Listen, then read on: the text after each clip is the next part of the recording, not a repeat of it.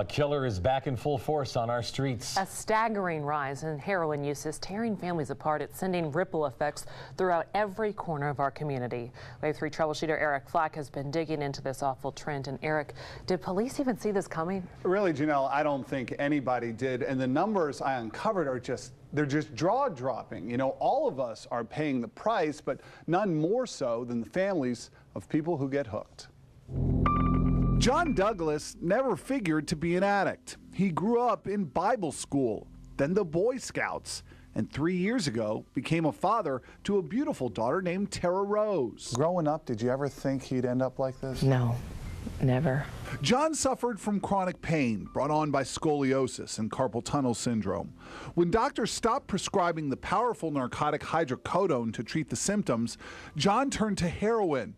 6 months later, he was in the hospital. Within a year, dead of an apparent overdose. John's mother found his body last month when she and his father went to check on him at his apartment. He was laying on the couch, and she waved at me to come, and it's terrible to find your son that way. Louisville has found itself in the grips of a heroin epidemic that is so bad, numbers uncovered by the Wave 3 Troubleshooter Department are hard to fathom. LMPD says heroin arrests have skyrocketed 2,334% since 2008. Seizures of the drug are up a ridiculous 6,688% over that same time period. Those numbers are staggering. Yes. When you see those numbers, what do you think? To me, it's crazy. Lieutenant J.T. Duncan says law enforcement did such a good job cracking down on the illegal sale of prescription painkillers, addicts turned to heroin. Now cheaper and easier to get than pills like OxyContin, oxycodone, and hydrocodone. Did the explosion in heroin catch you guys off guard at all? I personally would not have seen that coming.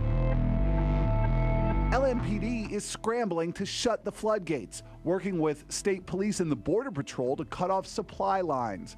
We've learned Mexican cartels are smuggling heroin into the country over the Texas border, bringing it up to Minneapolis, then southeast to Chicago and Indianapolis, before hitting the streets of Louisville. The heroin resurgence is bringing a crime wave with it. Some LMPD districts now blame 80% of burglaries and thefts on heroin addicts trying to get money. Meanwhile, heroin users are overwhelming local treatment centers. At the Jefferson Alcohol and Drug Abuse Center in Louisville, the director says 90% of calls these days are heroin related. It sounds like you believe that he fought this demon. He did. He fought it hard, and the demon won. John Douglas tried to kick the habit. His family thinks he was off heroin for almost 6 months, but he picked up again, and his battle with the drug ended like so many do. It's just been really a bad sense of emptiness. We just missed his calls.